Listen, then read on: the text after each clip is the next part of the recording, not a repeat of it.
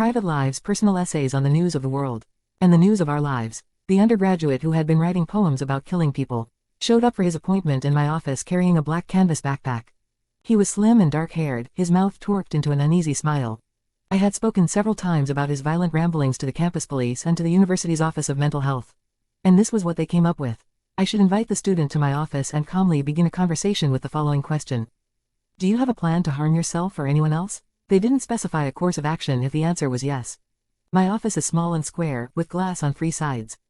An oversized desk takes up most of the floor space. I seated the undergrad and his backpack in the corner, leaving the door ajar so he was partly behind it. In the open doorway, I seated the student's graduate teaching instructor, a shy, soft-spoken young woman working on her Master of Fine Arts in poetry.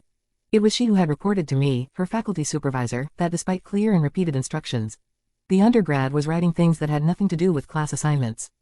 Things that made the other students afraid. She was to accompany me in the subtle art of interrogation, and the two of us had made an agreement at any sign of a problem.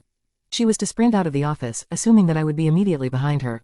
In order to follow us, the student would have to squeeze somewhat awkwardly between my desk and the propped open door. Did I imagine that a 20-something poet and her middle-aged faculty supervisor could outrun gunfire? I don't remember. What I remember is the backpack in the corner, larger than the typical student model, which attracted my gaze like a dark star. And I remember the student's response to my carefully scripted question about a possible plan to harm himself or others. If I were going to pull a Virginia Tech or a Columbine. He said, I wouldn't tell you about it, would I? As a teacher of creative writing, I'm accustomed to disturbing subject matter. During a typical semester I read depictions of sexual assault, addiction and various flavors of violence. Some of it otherworldly sepulchres, werewolves, some of it inspired by slasher films.